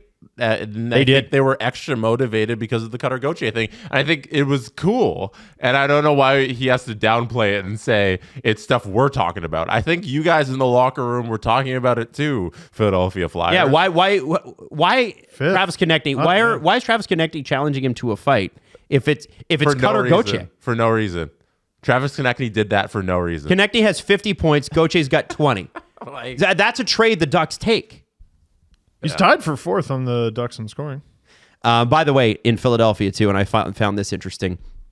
Harris Blitzer Sports and Entertainment and Comcast Spectator announced a joint venture to build a world-class arena in South Philadelphia, as well as revitalizing Market East. So what's interesting about this, and I'll just give you a quick shorthand on this one, is that the Flyers and 76ers were like, we want an arena downtown. We want an arena downtown. We want an arena downtown instead of in South Philly, where we've all been. Jesse, have you been to the South Phillies thing where they have the baseball, the football, and the hockey all in the same spot? Yeah, we went to a 76ers game together. Did we not? No, that was in Washington. DC. Yeah. No, then. Okay. No, yeah, that was because Comcast Live's pretty cool. Like, it's actually really convenient. The parking's great. Like all that. I've been to a Flyers game, and I've been to a Phillies game. There you go. And to be honest, what's interesting about this is these guys went to city council, got approval to build, the 76ers got an approval to build the arena downtown, got the mayor behind it, got everything, and then promptly agreed to this deal. And the reason they did that was just as a negotiation ploy. So they were going to take this arena, go downtown in Philadelphia, and be their own thing. And then all of a Weren't sudden, the this locals deal's- super against it? Yes, the locals were super against it because they have a district for it. It works great for Philadelphia. I don't know the makeup of the city that well, but from what I understand, it's the best way to make it accessible. And they're going to build it right next to where the arena is now, and revitalize them, Market East. And it's just, I just thought you guys would find that hilarious. They're like, yeah, we got all city council on board, and promptly said, go Philadelphia yourself. It is. What are you, nuts? Yeah, it's hilarious. There was the comment from Jimmy Harity. I was just pulling it up here. He's a city council member, and he says, "I'm so livid right now. I don't even know what to do. I feel as though I was used as a pawn." You were. Jimmy, you were. Congratulations. You have discovered what you are, and that is a pawn. Yeah, they're staying where they should be. Yeah. Politicians are fucking useless. Yeah, but would you? Okay, Steve, let's be honest here. What do you mean? Do you think there's a lot? They're- Do you think they're there's a lot of just- talent at city level? No. Based on any city politician. Oh, you've- where's their talent? That's what I'm saying. Where's their talent? That's what I'm saying. Like, if no, you're going like- talent, you're going national. is No, my how point. many times is it like dude with a lot of money or a corporation with a lot of money goes to politician and they just go, you know, they play with them like fucking action figures. Yeah. And then it's like an action figure. It's like if all the Toy Story toys were indignant. Like, I can't believe Andy's playing with me right now. Like, no, that's what you are, because you're useless and you fucking stink and you should be ashamed and I hate you. Anyway, sorry, continue. Well, it's a little bit like what the Morellos did. They went around, showed everybody their blueprints for the arena, and even the NHL was fooled by that. Yeah, they might be the only non-useless ones, is because they kept going, no. Yeah. No, we don't believe you, no.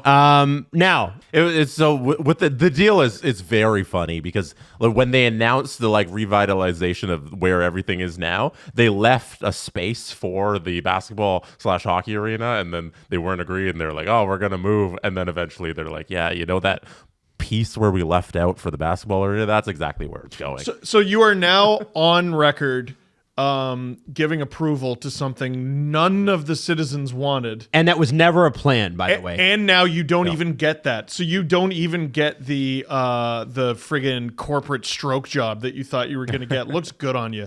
Fucking useless. Yeah. I Well, don't know why you're so mad. oh, No, because I'm mad at all of them. I'm just mad at all of them. Name a good one. You can't. Fuck off. now I That's don't know. true. I don't know. There's some drama on Friday I do want to talk about because again, Boston's downfall is upon us, at least for now, and we're here for it, and we're going to take every advantage to enjoy it. Now, I don't know, Jesse. Can we run the Jones? Because it's radio. Can we run the clip? You could just run the. You could just read the. Okay, comments. I'll just Yeah, read the comment. It's fine. So it's Give it Jones back. and Keefe is a on a station called WEEI. That's a big sports station in Buffalo. And here's Boston. sorry, in Boston. Excuse me. The other That's the B one word. that Tom Brady used to appear on, right? Like it's a big station. I don't know. And they basically said the locker room is a disaster, and David Pastrnak is at the center of that. Pastrnak has told the team he doesn't want to play on a line with Brad Marchand, and it may stem from Brad Marchand calling Pastrnak out for some of his play. Now, I have, and I know we can run this, the actual audio and video of Brad responding to this at practice. You have it. I sent it to you just now. I just No, sent I it to mean you. like it's the Boston Bruins No, Twitter account. it's me exclusively. No one else has seen this Adam video. again, got the except for the CCTV million footage. people that saw this video. But if you're not one of them, it's exclusive to us. The Boston Bruins Twitter account posting this like On the minutes after everything unfolded was pretty hilarious. So here's what you got to listen to how Marchand handles this because you can see him going towards the issue and then trying to back it down. And then he ratchets up the intensity. Have a listen. You know what was said in the media this morning. You know, it's unfortunate. I know reporters have a job to do, and you know that job is to report on the team, and usually you try to be fact-based. But when there's just blatant lies told in the media, that's where there's a problem.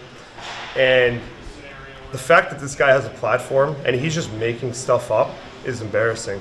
And there's zero truth to anything that he said on the radio. This is how you lose a job very quickly. The fact that he's going to have a job after this is insane because Pass and I are best friends. We've had an incredibly close relationship for a long time. The only reason we don't play together is so that we can spread depth throughout the lineup. there's zero truth to him being a problem in the room. He's one of the most loved guys in the room. There's zero issues in the room at all. And the fact that they say that he's in the center of anything is a completely fabricated lie. So this guy has zero merit to anything he's saying. It's very frustrating because this is what happens. Obviously, we have not pulled our weight this year. We have not had the season that we've wanted to have. But I'm not going to let some random guy come in the media and just spit absolute nonsense. God, He almost said bullshit. I hate how good he is. So, I mean, from this point forward, this guy has zero credibility. The fact that he's coming out with this is ridiculous. It's embarrassing. You know, it just, anything that he puts forward in the future is now not going to be deemed as truth because he's completely just making all of this up. And you know, it's unfortunate if he would have done some kind of fact check. He probably just made this up. If not, if he would have fact checked, he would have found out that it's all nonsense. Brad, you were doing so well. But yeah, No, this is good. This is there's zero truth to this. It's ridiculous that now that we even have to address it. I wasn't going to address it. I wasn't going to talk about it, but I'm not going to let it become something that it's not. So this guy can go pound sand, go back to the closet. Good one. No one knew where he was before. That's a good one. And report on nothing because that's what he's going to be doing after this. So I've never heard a hockey player talk for 2 minutes straight. What? I know. Awesome stuff. Pound sand. That's a very good dad non-swear. Yeah. Very good dad non-swear. Yeah. The reason I was sort of doing the wrap it up motion is I mean that's 11 out of 10 for most of it, I think, as far as a response to this. Yeah. It's an 11 out of 10. And then it started to get into, I think the captain doth protest too much a little bit. What? Like, what? Okay, I found it a little odd that he was like, anything this guy says in the future has no credibility. Blah, blah, blah. What are you worried something else is going to come out? Like, what was all that about? But beyond that, I mean, fuck.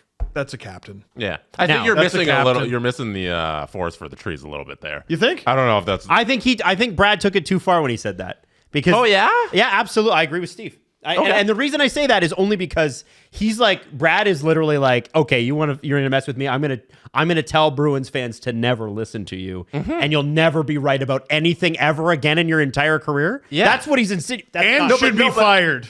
No, but that's like even if his information's wrong, he might be right about something else. He went back at him.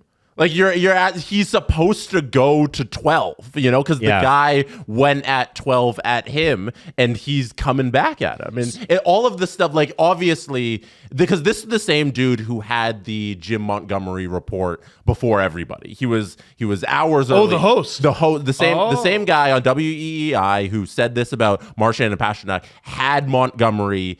A full like morning before it actually broke. Oh, so he was correct though. He was correct. He said it was going to happen, and then it happened like later that evening. So it wasn't even like it took like it happened minutes later. No, he was in on this in locker room drama, and he knows he's connected to the Bruins in some way. So I think Brad did the right thing by trying to discredit everything because this guy is clearly credible and he's trying to throw salt on it. So now here's where Brad might screw up though. If I'm that guy, do you want to know what that guy did? What did he do today? Well, you don't today. What that's why I'm trying to. That's why I want to say something. Oh, here's what he said, and I can't play it again. Just read it. Respectfully, he said respectfully, if I just wanted clicks, if I was just out for attention, wouldn't I be making up stories about the Patriots or the Red Sox, teams with much bigger... Ooh! And he's got a point. He's like, and then he said, who's more likely to lie here? Who's got more skin in this game? Is it me or is it him? Okay. Again... Nah. That's fine to say. You got to give me something. Yeah. Give me something. Yep. So we'll see what happens, but he did have the Monty stuff, as Jesse pointed out. Yeah. And nothing, we'll see what's going to happen. Nothing's going to happen. This is kind of the beginning of the end of the story. What's going to hurt Brad here is he goes, this guy has zero credibility going forward. But what if the guy keeps getting things right? But like what?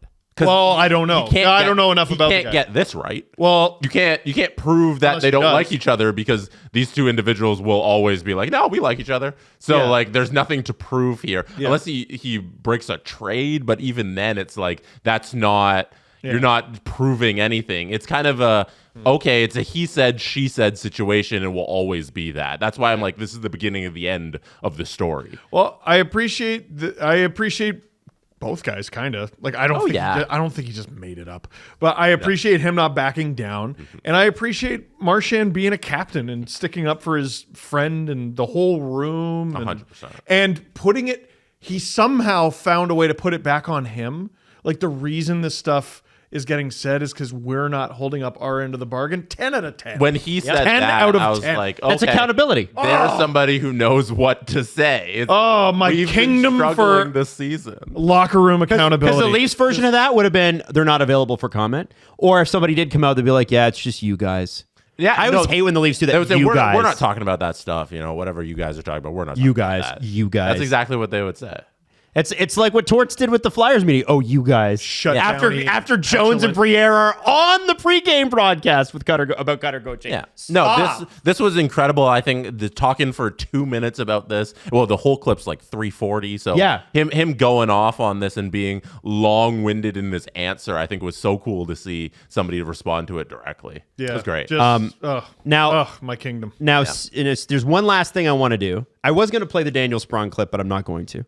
I want to get into this because this is Steve. Whenever I say the salary cap's going to go up, Steve goes, no, and I did Give it me the last number. year. I said it's going up. It's going up. I said it's going up. 87.5. Oh, we'll see. I'm not like, interested The in where commissioner it's said, going. oh, we'll see. I'm not interested in where it's going. Tell me where it is. Now, people are still saying, well, it should be 92.5. Alan Walsh gave us the answer on Agent Provocateur on Friday. Please watch this show because not only does it has a great breakdown of what's going on with the LA fires, of which his house is pretty darn close to what's happening. God. The first 10 minutes of that show, just unbelievable stuff. He also goes deep on Hockey Canada and the World Junior stuff. I haven't gotten that far. Oh, that's at the end of the episode. And we talk a little bit about salary deferral with the Frankfurt Toronto deal and how that actually works and what the did cap hear that. implications are, which is great. That was good. But he, in that segment, says what the cap will be next year. What is it? Do you want me to let you tell? Or I'm going to let him tell you. This is why you need to be listening to Agent Provocateur. It's a very, very, very good show. I don't know how many times I need to be like pounding on the door. Guys, this show is awesome. It's listen to what Alan has to say. All right. I am not divulging any confidences here. I'm not divulging any inside information per se, but I am telling you right now, the upper limit, the salary cap next year will be $97 million. Write it down, put it in the bank. It's coming. That's the number. All right. $97 million. Is And that's that like a randomly clip? 40. Is that a clip that we've put on socials yet? It's out there. It's out there. There's Good. the blogs have picked it up. Oh. So Probably cited us, I'm sure. So I'm just asking everybody. I'm asking everybody to believe in the 97, including you, my friend. Can you believe in the 97? Believe in dreams. I believe in Alan Walsh, and I believe in the NHL's ability to take away good things. Well, this is the problem is they can't. They can't. Otherwise, they're screwed. They announce it. A pessimist. Until they, when it comes to the NHL. Yeah, but the PA is different now. Literally with the last guy, he collected a check and did nothing. Listen, we know that. I understand that. They are in debt to me. No. They are in debt to me and my trust. And if they get 97 right, okay, good. All right. Great. Now, next year, I will be more willing to listen to early numbers. Okay. Until they break my here's the trust thing. again. You won't have to worry about next year because this deal that they come to is going to take care of the next 2 years. So you're going to know what the calculation is so that outside observers like us would be able to pretty well predict it. Great. Well, it's time to pay off that. And I think debt. we're going to see a cap in 3 years at $110 million. That's my bet. It's going to be like this year it'll be 97. The next year it'll be 102, 103, and then it'll be 110. It's going up, baby. I believe All right, now, are we doing a press conference or are we wrapping? Sure, we can do a quick one. All right, let's do it. The Presser. SDP. The Steve Dangle Press Conference. They're in debt. Steve, how's your rink? It got a little soft just because the temperature went up a little bit. Temperature is going to dip tonight, so I'll give it a thin layer, and should be good. How's Leo liking it? It's good. Loves it. He was on the rink. He was on the ice, I think, every day for 7 or 8 straight days, either in our backyard or at hockey school. He loves it. Yeah, hockey school was Saturday morning, right? Yeah. Yeah, that's fun. It's fun stuff.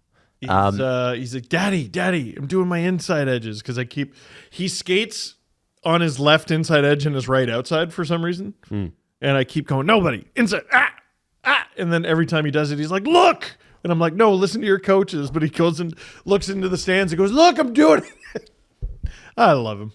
I love my kids, man. A lot of people, I don't think we've ever had as much reaction as we had coming out of Friday's episode about people telling us the Hockey Air Bud movie was MVP, most valuable primate. That's the one we forgot. It wasn't an Air Bud hockey movie. It was most valuable primate, where the monkey was the hockey player. There's also a skateboarding one and a snowboarding one that the monkey takes place. It has movies of. He's in 3 movies, but that is produced by the Air Bud people. So it might exist in the Air Bud universe. Is Al Borland in it? I don't know. Yeah. I didn't go that deep. All I know is... What's the monkey's name? That's a good question. Air Monkey. I don't know. You know what? Like, it didn't even include it in the Wikipedia article that I was reading. And I know Wikipedia is never wrong. But... Never. Perhaps on this one, they might have... Jack. Jack is a 3-year-old chimpanzee. Got it. Yeah. Damn, and he's the MVP at 3? That's a guy you watch. Once he's off that ELC, that's going to be a mega deal. I don't even think the team's going to be able to afford him at 8 years. They're going to have to bridge him.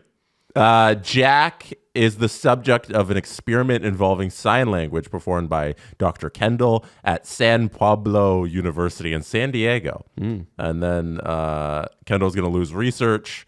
And then meanwhile, the Westover family, I was going to say a lot of this wouldn't make sense if the monkey's like Californian and they're playing hockey, because you want a Canadian tie to that. You want a winter climb to that. That would make more sense as a movie plot. But there's a family in like BC that they get for the monkey to play with.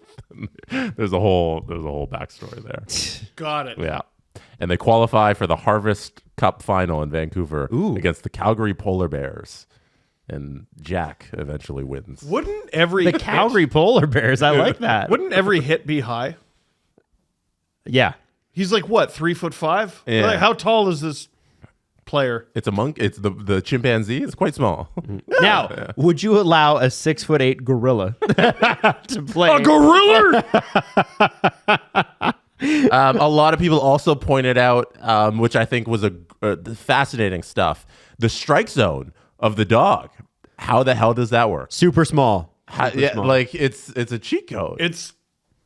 You can't throw it too low. Right. No. Like you're just basically throwing in the dirt. You're throwing essentially at its face. Who's the dude who played on the Oakland A's who basically like scratched his knuckles on the ground every time he threw the ball? Like, you know who I'm talking about? He had a really funny, like the sidearm, like an underhand. Yeah. I don't remember his name. Right? He just looks weird. That was his defect. Oh, you mean in Moneyball, the movie you watched? Is it Hatterberg? Is this no? Are you talking about an actual pitcher or it's the pitcher? Yeah, like it's from a movie, but the movie is real life. No, but did that pitcher exist, or was that just simply in the movie? He exists. I don't care about Moneyball as much as you guys. I gotta be honest. Hey, don't say you guys. Both of you. It's Chad Bradford is what he's talking about. Both of you just are Chad Bradford.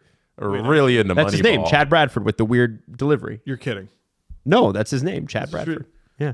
His defect is he throws funny and has a dumb name. He's a submarine pitcher. Yeah. Love it.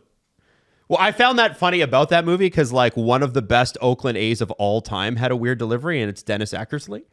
And I'm like, There's a name. Oh, okay. So we've just forgot that Dennis Eckersley existed. Okay, cool. No, I just checking. No, it's his defect. Anyway. I had a question or a comment here from Brady, who brings up a guy who eventually will turn to a pumpkin and is a fraud.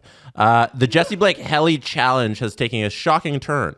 Helle now has a 928 save percentage. You're so cooked. Currently, You're so cooked. has the same amount of shutouts as regulation losses.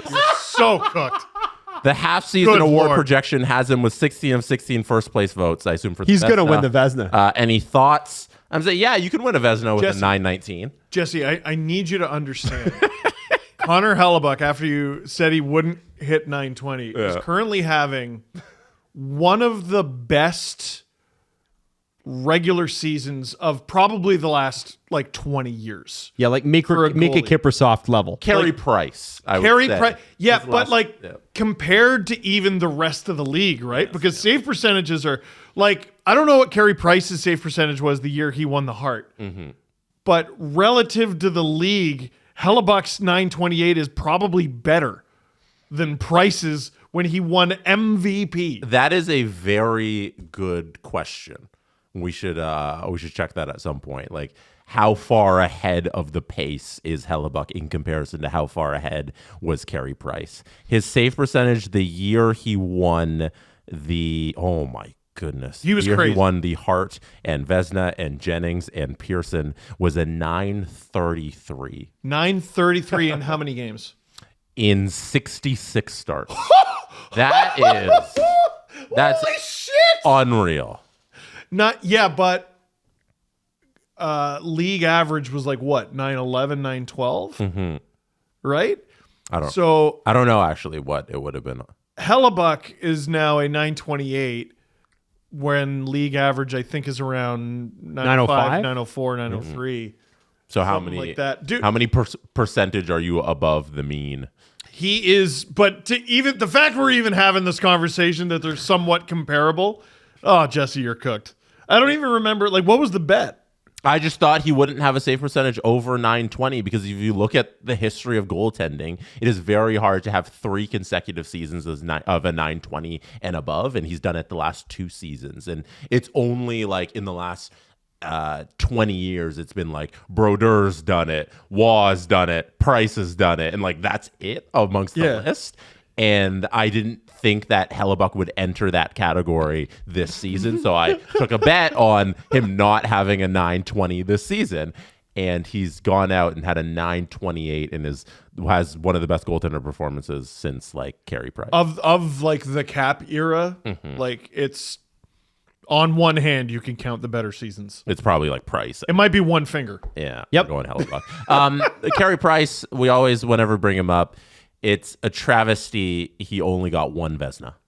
Oh my God, it's insane. Like, I don't know how that plays out, but 1 Vezina for Carey Price. It's one of those stats that doesn't seem real. Like Crosby having 2 scoring titles, that blew my friggin' mind. And Price having 1 Vezina. It just doesn't make sense. 1. But I guess, I don't know, you'd have to go back to the years and see, like, did somebody just beat him out every year? Barely, you know? Well, it's He a little also, different. let's be honest, Marc Bergevin rode the reins of whoever was the GM before. Was it Gainey, who drafted really well, and they won division titles and they were super good.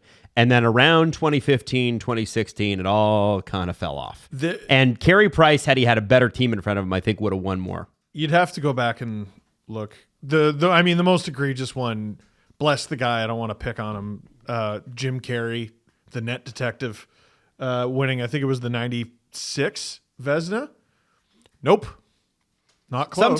Sometimes whoever votes on these awards gets a little hipster about it too. It's like, no, I'm smarter than His record was very good, but the best goalie in the league, get out of my face. Yeah. Like, I usually go to Hasek, but I want to say the other guy, Waugh had a good year. I think Chris Osgood, and was it Darren Pupa, the other guy?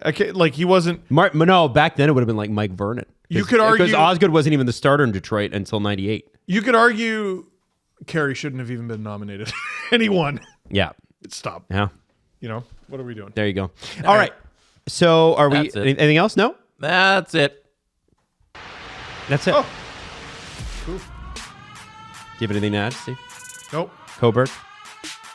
This I'll be Friday. there. This Friday. This yeah. Friday, guys. That's fun. We're driving to Coburg this Friday. Steve, how many goals did you score at hockey on Friday? None. A lot of shots, though.